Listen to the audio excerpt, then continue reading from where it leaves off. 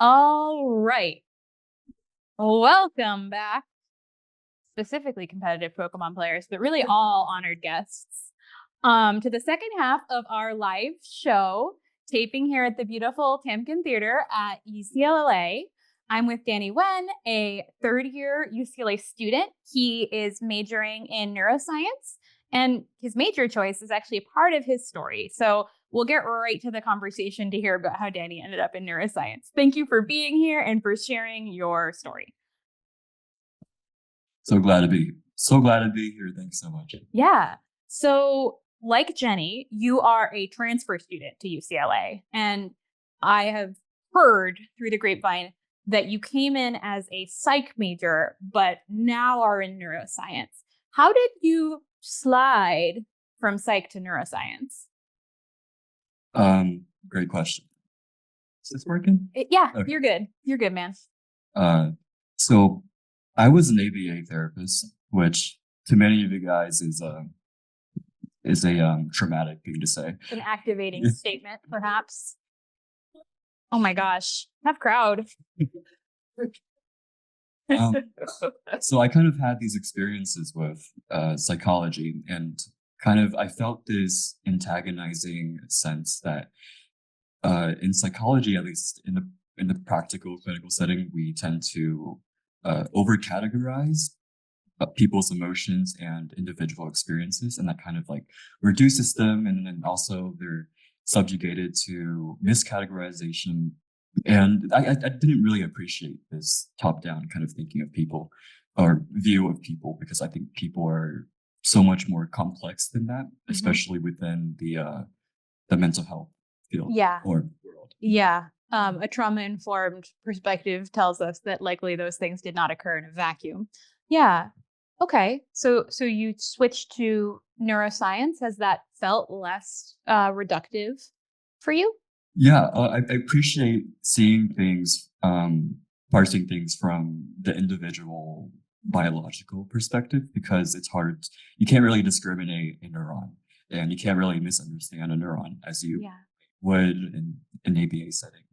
Yeah, and I can see how, just from my understanding of autistic learning styles, the bottom-up way of understanding the brain might be just more intuitive and also more true.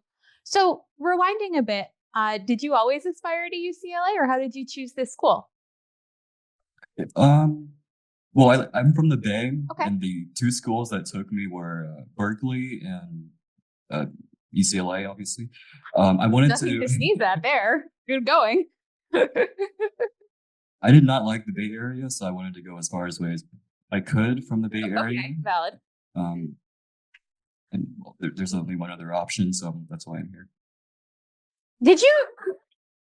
I'm processing, because I feel like you alleged that there are two places in the world, San Francisco and Los Angeles, and I'm from the third place in the world, Boston, which is actually heaven.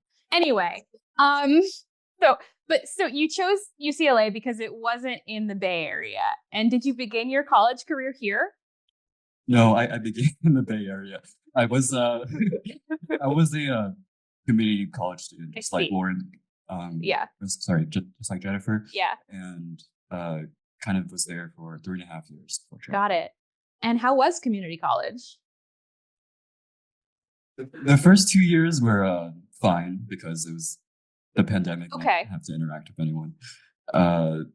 But actually, I actually really liked my community college experience, just because smaller classrooms, and you get a one-on-one kind of relationship with your professors, and they kind of see who you are as a person. You aren't a number, and they kind of see your circumstances. So even before my understanding, with my experience with neurodiversity, they kind of saw me as a person and kind of understood my challenges, and so that definitely helped navigate academics. Yeah, and for the podcast listeners at home who cannot hear Danny's face, the face he made when I asked him about community college was like a half smile, half frown emoji. Yeah, so you were at community college primarily during the pandemic. Was that when you were working as an ABA therapist? ABA therapy was after I Oh, I graduated. see. Cool. So, how did that experience working in the ABA space go for you? Was it a job that you found you were good at? Did you like it? You can admit that if you did. This is a safe space. Well, I was underpaid, first of Okay. all. Boo. Boo. I was providing therapy to kids on the spectrum, obviously. Yes. And very early on, I could kind of sense this qualm I had with the nature of the work I was doing, uh, specifically because of the way that their behaviors were approached. Mm. There was kind of like a set norm of what was expected of behavior, and anything that deviated from that behavior was more often than not pathologized. Mm-hmm. For example, one of my kids, my favorite kid, if I can add, he had oppositional defiant disorder, Mm-hmm. and first of all, I don't think this exists, but secondly, the nature that this was of how this was diagnosed was I very much disagree with, because I believe that he had a past. Well, he did have a past of many ABA therapists, Mm-hmm. and over the course of this ABA therapy, he became more and more oppositionally defiant. And if you just took a minute to kind of just listen and understand him, and try to have and actually see him as a person, a 6-year-old boy, you would see that he doesn't have oppositional defiant disorder. He just has a history of not being listened to. And this is a very human response to feeling misheard for such a long time. And especially when you have challenges with communication, then of course this will present itself in ways that may seem maladaptive and easy to be pathologized. Yeah, I see. And so, what from one perspective, this is a child with the label ODD, and from another perspective, this is a child who's traumatized and rightfully doesn't trust the relational partners and the therapist because the therapists are manipulating his behavior. I got that. So, when you were working in ABA, did you understand yourself to be neurodivergent yet? No. Okay. So, how did that come about from working with autistic people to becoming autistic people? Yeah, that's something I'm still navigating right now. I mean, I was only diagnosed a month ago, Oh, so I don't really have like a chronology of like, yeah. me finally coming to terms of what it means to be autistic, because I barely know that I'm autistic. Okay. So it's Yeah. Well, welcome. Your certificate is in the mail. So with all that in mind, you're here at UCLA now studying neuroscience. How's the transfer living situation? Did you move to campus when you came to the LA area? Yeah. So my first mistake transferring here was electing to live in the 8-person That's a lot of person. people apartment. And it was a big adjustment. This is the first time I was living with other people. And not one other person, but 7 other people. I can see really multiplying the potential for roommate conflict, right? Yeah, for sure. Okay. Are you still, or was that last year? And are you still living in an 8-man suite? Definitely not. Okay. What about now? Did you find something that suited you more? Yeah. So last quarter, I actually experienced a whole lot of, well, my roommates didn't maybe appreciate my differences, or maybe they kind of sensed that something was a little bit off about me, socially, in the way that I communicated, kind of my ideas and stuff like that. And this kind of led to a lot of bullying in my apartment. And it got to a point where I was kind of sick of it. So I just actually last quarter, like there was a time when I actually stayed at Powell Library for like a certain amount of time. Yeah, you kind of moved in to avoid the drama from the roommates. Yeah, That was beautiful. I hear you.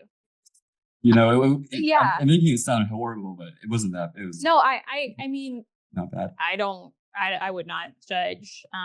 They have nice facilities. For sure. Yeah, I've used them all. But currently, but since then, I'm so grateful to have friends and support within my circle, and we managed to move to a different place, and now I'm off campus. Yeah. Do you have fewer people that you're sharing space with now? Uh, yes, yes, and I'm also living with one of my closest friends. Okay. Also, one thing, it's how I actually encountered the DNC. So Oh, yeah. while I was at Powell Library, Certainly not living there. during my stay there, um, I would frequently kind of wander campus to kind of find places where I can sit down and Not appear to be living in the library. appear to be living in the library, wearing the same thing for 3 days, um, and kind of just find that safe place. Yeah, absolutely. I eventually encountered Rice Center, Mhm. which I thought was just a basement somewhere, but actually it turns out, well, it is a basement, No, it is in the basement. That's true. but it turns out to be just this amazing, lively community. And one day I was just kind of sitting in the corner, and I encountered Ryan and Lauren and et al. And I just hear them I overheard them talking shit about ABA therapy. And so naturally I came in because He overheard them analyzing the pros and cons of ABA therapy. And so naturally I joined the conversation, and I learned about the BNC, and the very next week I joined the club, and I've been a member since then. Yeah. Okay. And so it sounds like that happened before you got your diagnosis last month. Was there like a pathway from joining BNC and getting linked up with those folks to getting your diagnostic appointment? Yeah. So during last quarter, I was referred to CAPS to kind of um, figure out my situation, and they, as you know, CAPS is a therapy service at UCLA, and we kind of talked about. My therapist is so great. She began probing about my childhood and how I grew up and how I saw the world, and she was very curious about me. And for the first time, I finally began to feel that I was being seen in context. And after multiple sessions over the quarter, she kind of led with the conclusion and with this diagnosis that I had autism. Yeah, I see. And you've had a month to process. You're continuing to, do your major. Is it feeling different now that you know you're autistic? Knowing that I am autistic, um, I find it to be a very experiential thing. I don't see it as like a thing to be pathologized.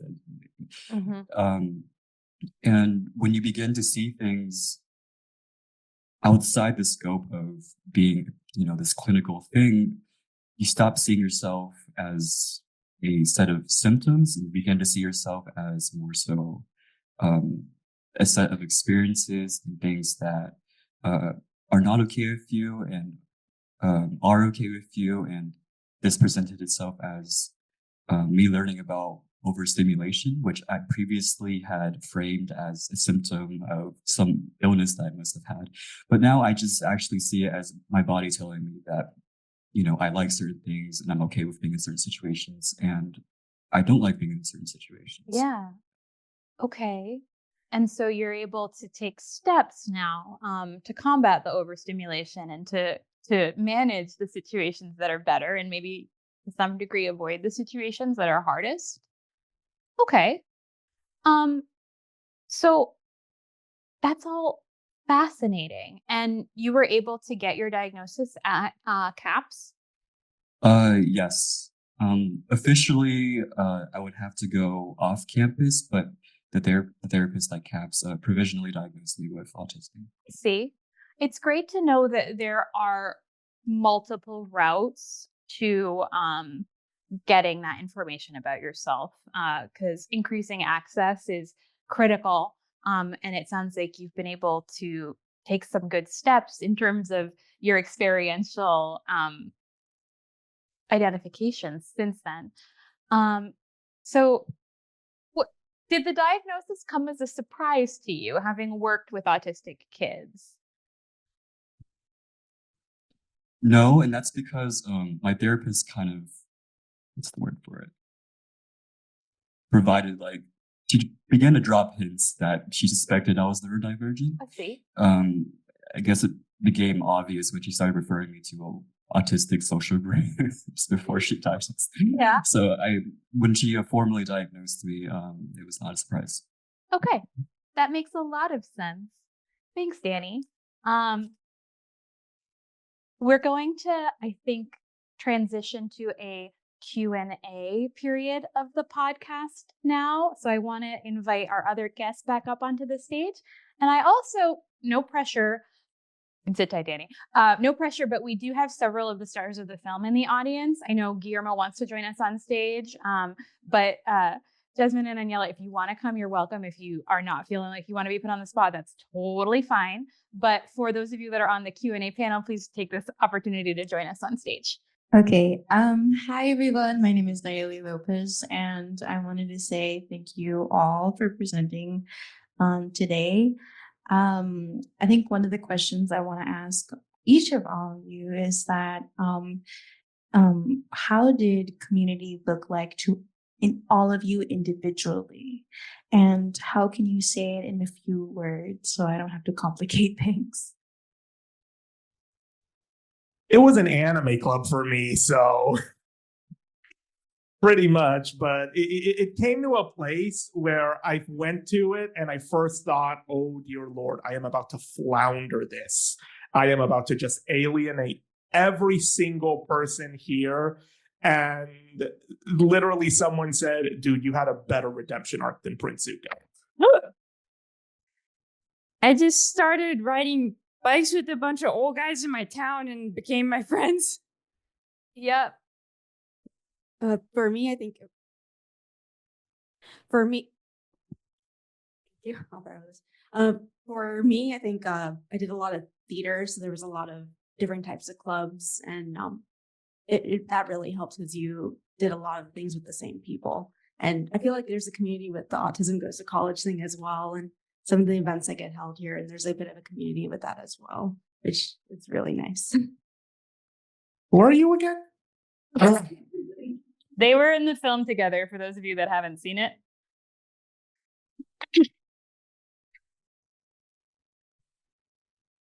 Oh, I think it was actually my friend Monique.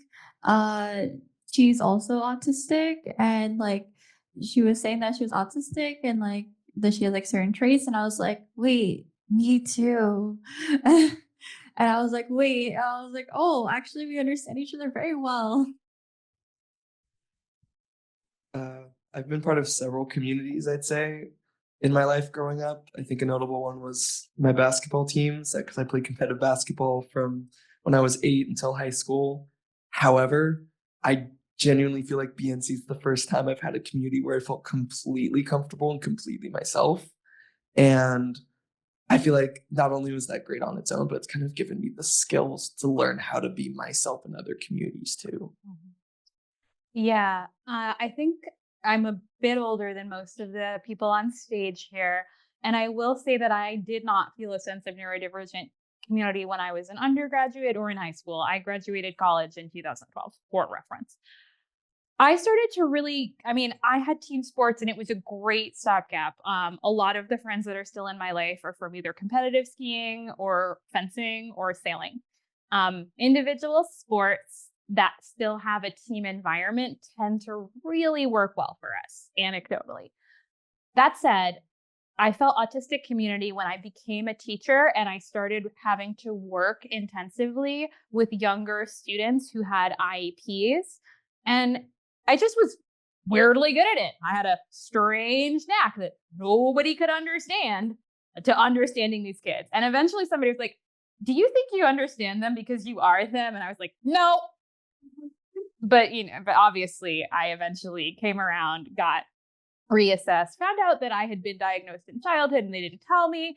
One thing led to another. But community has grown for the better as awareness has changed. And I genuinely think that people are afraid of what we can do when we find each other, grow together, and build community. Danny, you want to go ahead? Hmm. When I struggled to like have a community in person, I always fell on this like virtual community of like this group of friends that I met on Roblox like 13 No, years it's ago. honestly shocking that none of us mentioned the internet until you. Yeah, so we've been keeping in touch for 13 years, and we've met up and everything. We've watched each other grow, and it's been amazing. You're not the only one. I actually have a friend I met on Roblox. He lives in Canada, but I've known him since like middle school, and we still talk to this day. So I know how it is, you know, connecting with some people on the internet. Cool beans. Thank you. You're welcome. Are there other? Yeah. Oh, hi. My name is Alicia Yu, and I just wanted to say I also really enjoyed all of the presentations today. I felt very seen, definitely. So actually, my question to all of you would be, what would be some advice, I think, that you would give in terms of kind of how to navigate the workplace? Because I feel like a lot of students also work, and especially for me, it's been very hard to kind of deal with overstimulation and a lot of the social difficulties that I face when trying to look for work as well as being in the workplace. So I kind of just wanted to know if you've had this experience, how have you navigated it, how have you cultivated a community kind of as an autistic person? First of all, I worked in a fast food restaurant for 7 years, and I've been an engineer for 2 years now. And when I worked at the fast food restaurant, they knew about my disability and they also discriminated against me for it. But I didn't let that hinder me. I still tried to put forth my best work until I got my first engineering job, and then I wasn't sure if I should disclose to them or not. But then I did, and everyone accepted me and treated me the same. And so I just show my true colors wherever I'm at. Yeah. You don't want to be stuck working in a place where you disclose and they shut you down. That is going to be so much worse for your health than the process of finding a different job. I ultimately also favor disclosure. That said, I also think the other piece of advice that I would give my younger self is, if you are let go or made redundant or laid off or even fired for cause, all of which have happened to me, it is not the verdict on your value as a person. It probably will feel terrible, but it doesn't mean that you're worthless.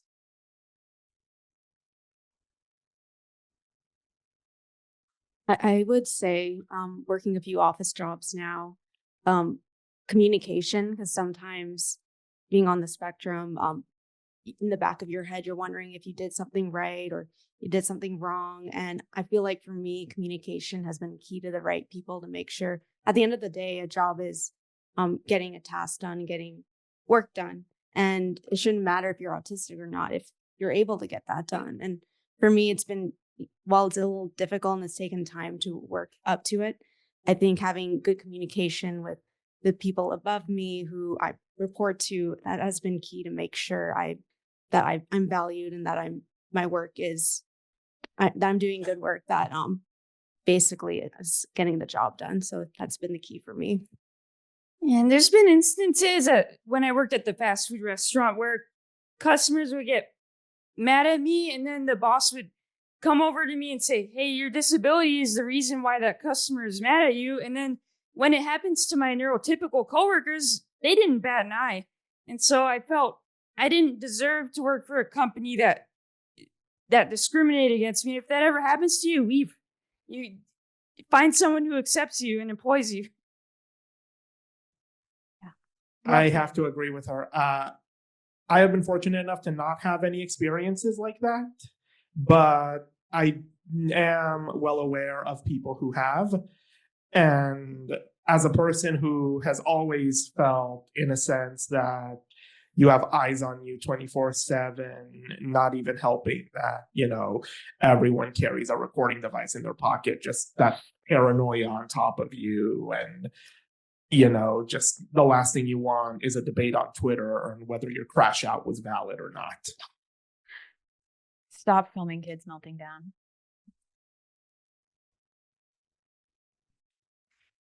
Agreed with what they said. Stop posting your kids' meltdowns for views. Yeah.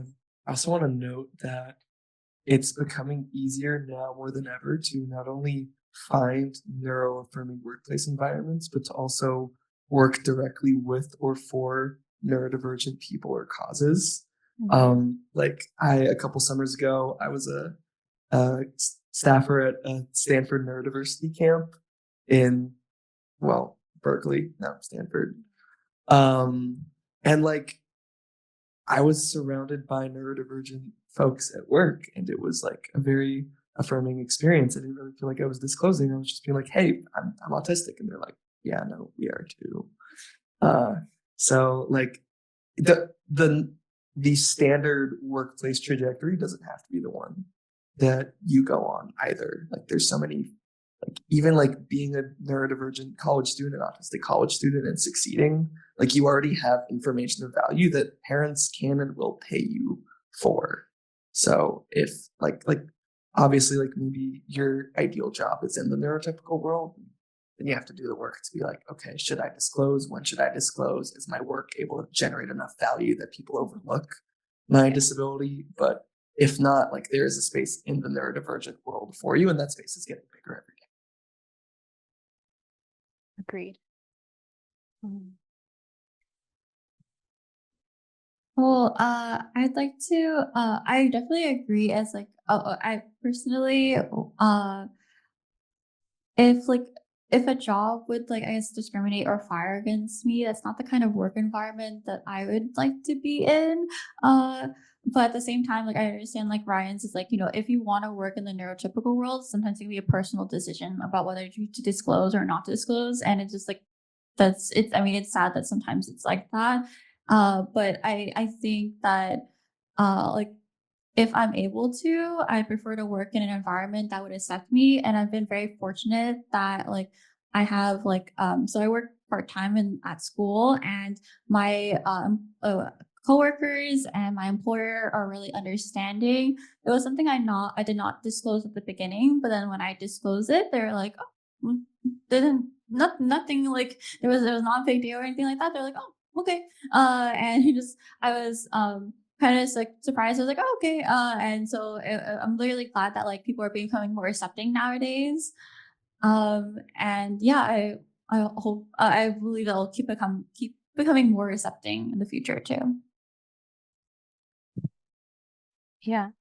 It's also very valuable to shadow in an industry that you're interested in, just to get a sense of whether it's one of those places that you can show up as your whole neurodivergent self and let your flag fly, or whether you will have to mask more and there might be repercussions, even though it's not legal, to you disclosing.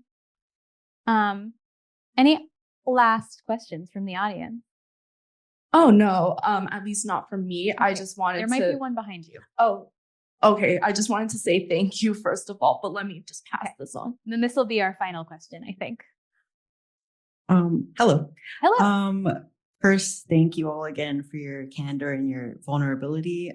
It's very impactful, especially for those of us just coming into our neurodivergent identities and like kind of exploring. So I just kind of wanted to know from everybody, like, what are your guys' future goals? Like, what do you see for yourself? Maybe academically or career-wise or just personal goals and that kind of thing.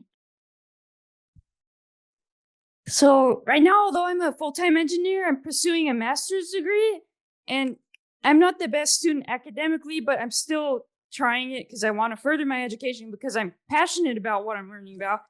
And then I want to try and get my professional engineering license, which requires a 6-hour exam that you have to pass and an 8-hour exam that you have to pass. And so far, I've attempted the first exam and I haven't passed, but I'm going to keep trying. I'm just not a good test taker. Like you sat a 6-hour exam and you're going to go back and do it again.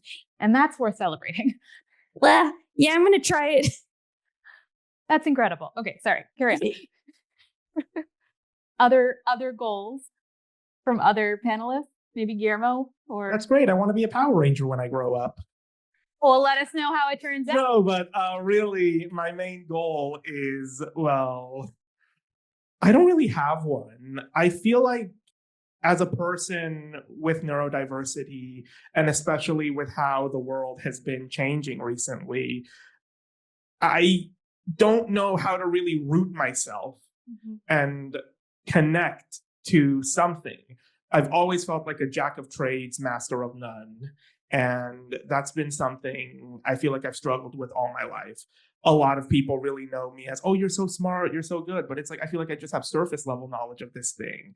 And I never really specialized into anything. And even once it feels like I did specialize into someone, there's always going to be that one person that knows about it more than you. And usually they're the ones who get the job or anything. But I guess just to answer the question, instead of just treating this whole microphone like a therapy session, is just to effectively, I just want to be happy. I just want to live my life. I just want to feel like I can really accept myself for who I am, be with people who accept me for who I am, and I guess finally learn to love myself for who I am.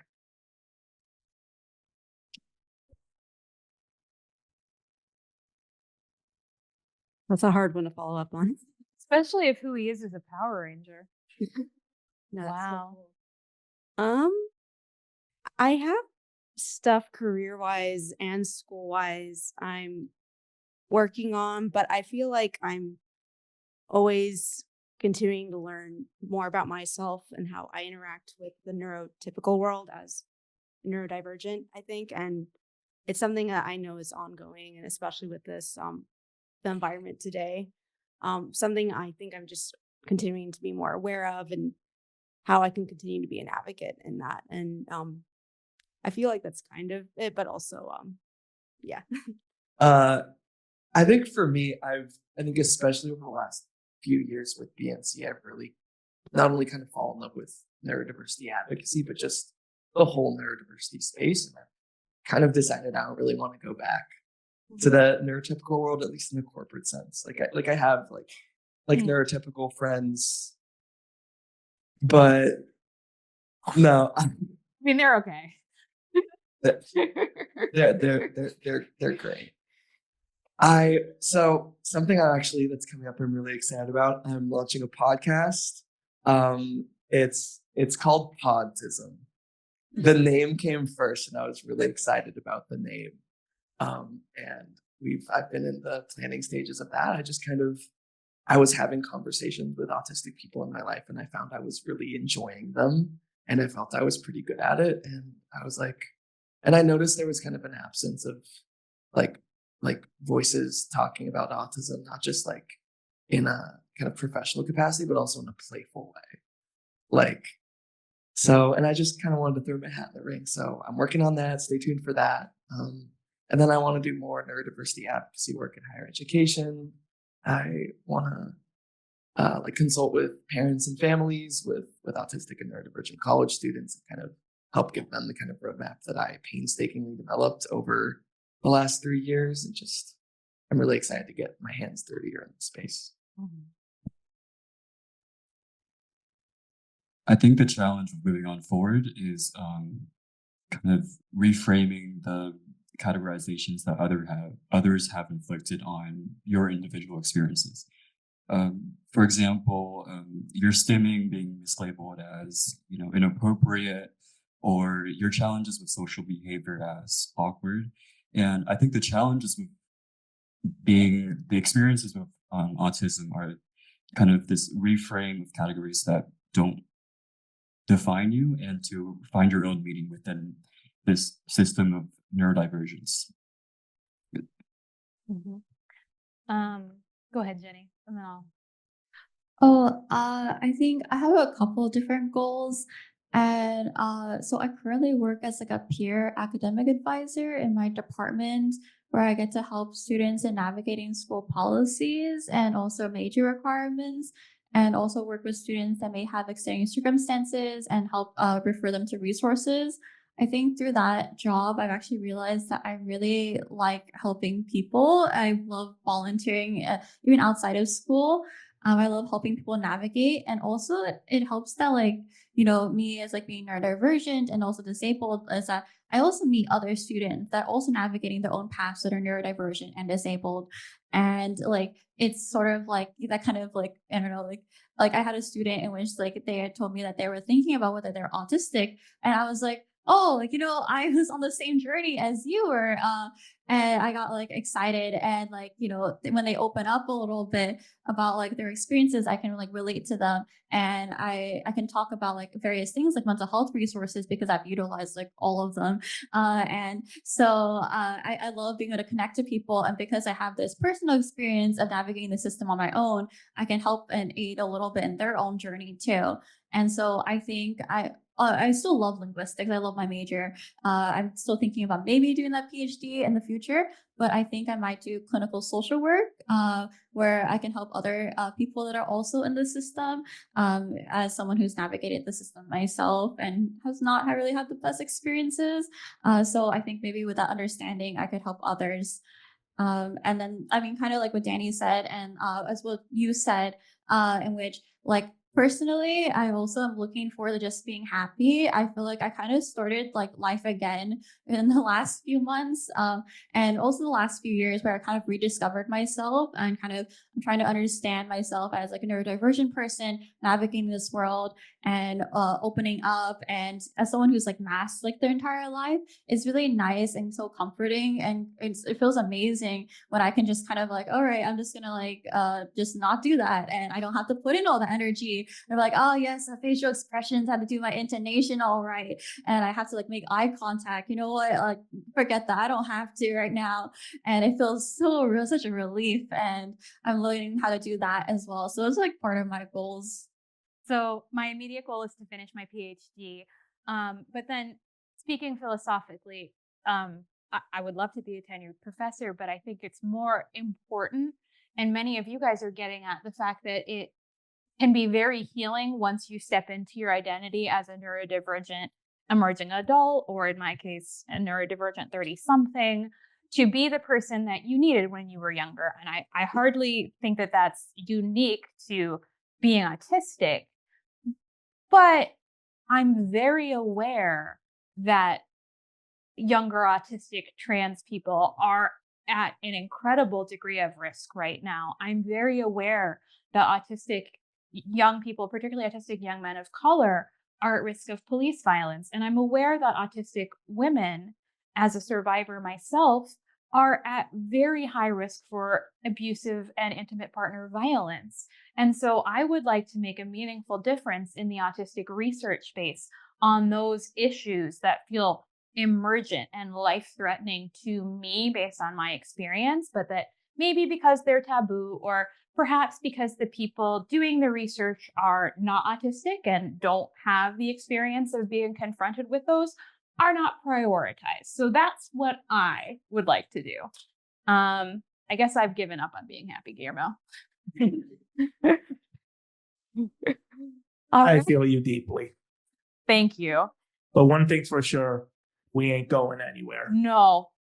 And I think that on some level, what we are doing is maybe more heroic than being a Power Ranger. Same here. Yeah. All right. So, I want to be a Guillermo when I grow up.